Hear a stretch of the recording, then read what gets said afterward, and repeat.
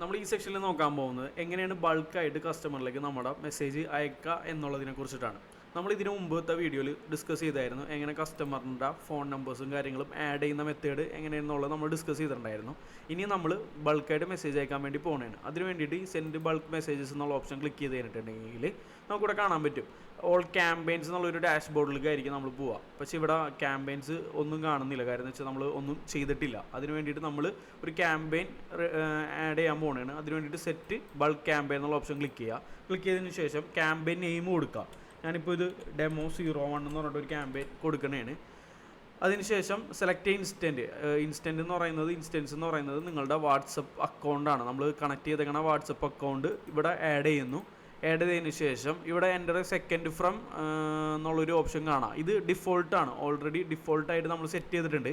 Just ഇത് 30 തന്നെ കിടക്കുന്നുണ്ടാവും, അത് കുഴപ്പമില്ല. ഇനി സെലക്ട് ടെംപ്ലേറ്റ് എന്നുള്ളൊരു ഓപ്ഷൻ ഉണ്ട്. ടൈപ്പ് എ മാനുവൽ എന്ന് പറയുന്ന ഓപ്ഷൻ എന്ന് പറയുന്നത് നമുക്ക് വേണമെങ്കിൽ നമ്മുടെ കണ്ടൻറ്റ് ടെക്സ്റ്റ് മെസ്സേജസ് മാത്രം നമുക്ക് ഇവിടുന്ന് ഡയറക്റ്റ് കോപ്പി പേസ്റ്റ് ചെയ്യുക. അതായത് കണ്ടൻറ്റ് മാത്രം കോപ്പി ചെയ്തിട്ട് വേണമെങ്കിൽ നമുക്കിവിടെ പേസ്റ്റ് ചെയ്തിട്ട് അയക്കാം. മനസ്സിലായോ?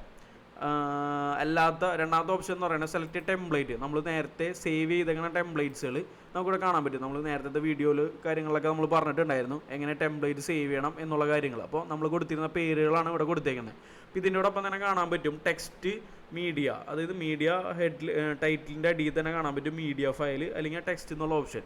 നമ്മളിവിടെ മീഡിയ എന്നുള്ള ഓപ്പൺ ചെയ്ത് കൊടുക്കുന്നു. എന്നിട്ട് സെലക്ട് ഫോൺ ബുക്ക്, ഏത് ഫോൺ ബുക്കിലത്തെ കസ്റ്റമേഴ്സിലേക്കാണ് നമ്പർ മെസ്സേജ് സെൻഡ് ചെയ്യേണ്ടത്.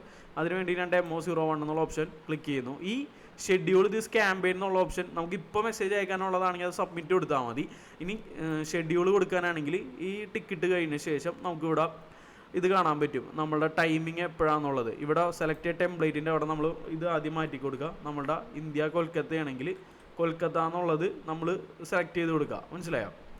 നമ്മൾ ഏത് ടൈമിംഗ് ആണെന്നുള്ളത് ഇവിടെ നോക്കിയാൽ കാണാൻ പറ്റും. ഓക്കെ, ഇനിയിപ്പോൾ ഞാനിപ്പോൾ ഷെഡ്യൂൾ കൊടുക്കുന്നില്ല, സബ്മിറ്റ് കൊടുക്കുന്നതാണ്. സബ്മിറ്റ് കൊടുത്ത് കഴിഞ്ഞിട്ടുണ്ടെങ്കിൽ നമുക്കിവിടെ your campaign has been started sending എന്നുള്ള ഓപ്ഷൻ കാണും. ജസ്റ്റ് എന്നിട്ട് റീഫ്രഷ് ചെയ്ത് കൊടുക്കുക.